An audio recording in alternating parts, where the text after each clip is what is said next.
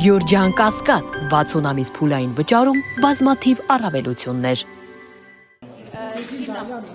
Նիկոլ Փաշինյանի մասնակցությունը պատարագին դուք ինչպես եք մեկնաբանում, դա քննադատությունների կենտրոնում է հայտնվել եւ նույնիսկ արդեն Կիրիլի խորհրդականն է ասում, որ Հայաստանի իշխանությունները իրենց սահմանադրական իրավունքները լիազորում են միջամտելով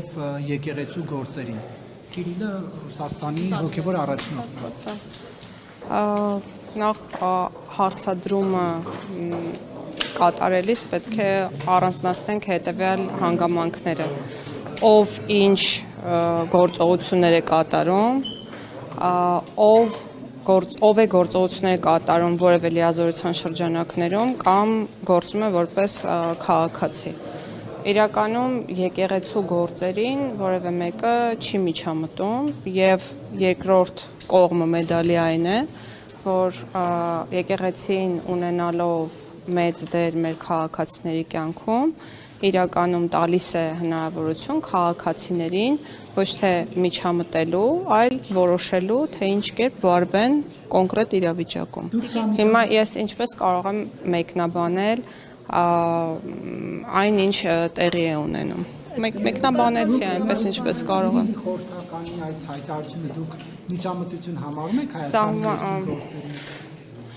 Ես չեմ կարող մեկնաբանել արտասահմանյան գործիչների արարքները։ Տիկին նախարար, արդյոք Նիկոլ Փաշինյանը չի վերազանցել իր լիազորությունները եւ արդեն շատ Ինչով, որ պաշտոնեական լիազորության վերազանց, ես նոր դրա մասին էի խոսում,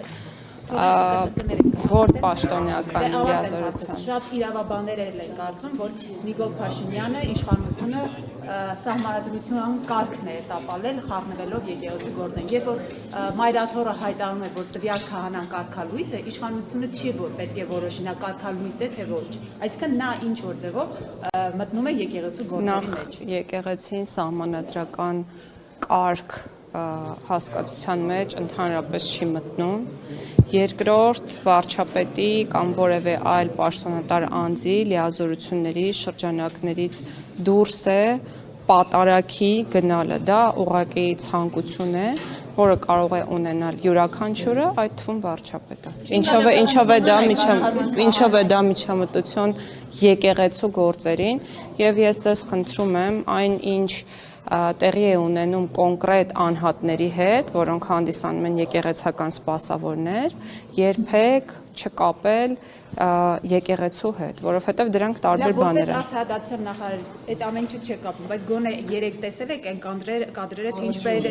անվտանգության ծառայողը քաղաքացուն բերանը փակելով դուրս անում եկեղեցու։ Ես կադրեր չեմ տեսել, բայց եթե բռնարարքի մասին է խոսքը, իհարկե դա քննադատելի երևույթ է, ոչ միայն քննադատելի, այլ նաև օրենքով պատժվող, եւ եթե այդպիսի բան է տեղի ունեցել, որը կրկնում եմ, որ ես չեմ տեսել, այդ մասին թող մտածեն իրավապահ մարմինները եւ տան համապատասխան արձագանք։ Կարծում եք, որ պետք է Նիկոլ Փաշինյանի անվտանգության աշխատակցին պատժել քաղաքացու բերանը եկեղեցուց։ Ես կարծում եմ, որ ցանկացած աշխատակից պետք է գործի իր լիազորությունների շրջանակներում, բայց ես եւ մենք այստեղ այս պահին գնահատականներ չենք կարող տալ, թե արդյոք որևէ անձ, այդ թվում որևէ լիազորություններ կրող պաշտոնատար անձ գործել է իրավաչափ, թե ոչ։ Այդ հարցի պատասխանը կարող են տալ միայն իրավապահ մարմինները։ Եվ տիկին նախարար, մեկ այլ երևույթի մասին, շաբաթ օրն էլ հրապարակվեց մի տեսանյութ, որը վերագրվում է մայրաթոռի դիվանապետին,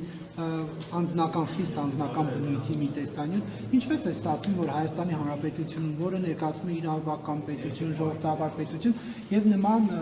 տեսանյութեր են պատրաստվում եւ հրապարակվում, իդեպ այդ տեսանյութերը ոչ բոլորին է հասանելի, այսինքն ոչ բոլորը կարող են անել հատուկ ծառայությունները, մեծ լծակներ ունեցողները, ինչու պետությունը չի պաշտպանում իր քաղաքացիներին։ Ես չեմ կարող ասել եւ չգիտեմ ով կարող է դա անել եւ կամ չի կարող անել, ես կարող եմ ասել մեկ բան, որ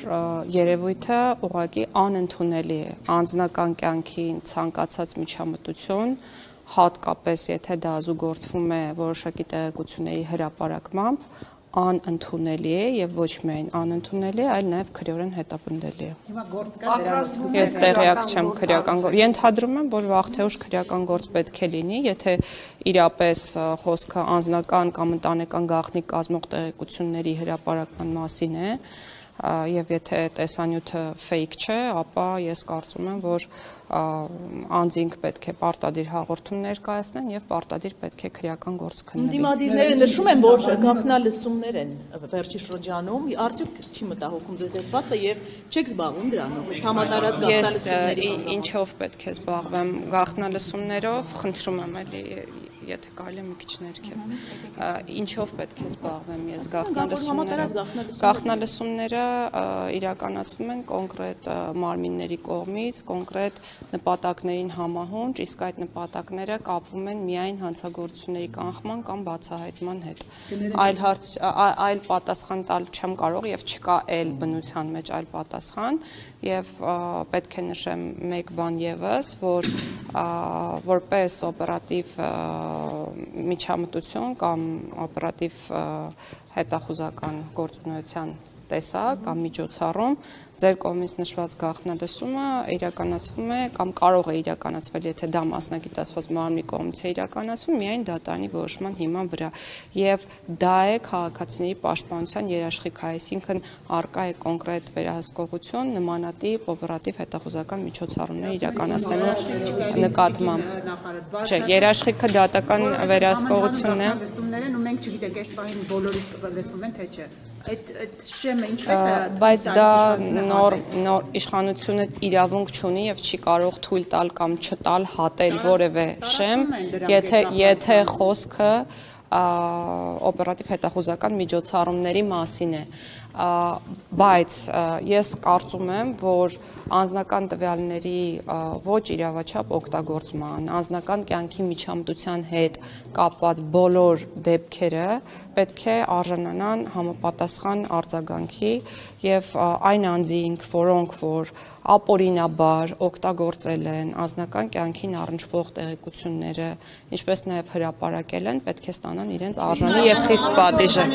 Միայն անձնական կյանքի մասին տեղեկություններ տարածում հենց առաջին Նիկոլ Փաշինյանի կողմից եղած տեսանյութի, սակայն մարդկանց անձնական կյանքի վերաբերյալ տարբեր գրառումներ եղան։ Ում կյանքի վերաբերյալ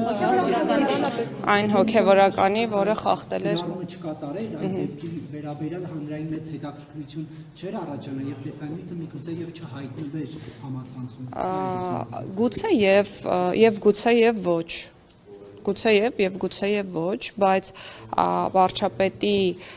ասելիքը այն էր, որ պետք չէ եկեղեցականները թողնեն իրենց գործը, ուխտը, առաքելությունը եւ փորձեն զբաղվել քաղաքականությամբ եւ անընդունելի է, որ եկեղեցին ունենա այնպիսի սպասավորներ, որոնք իրենց արժեքներում կեղծ են։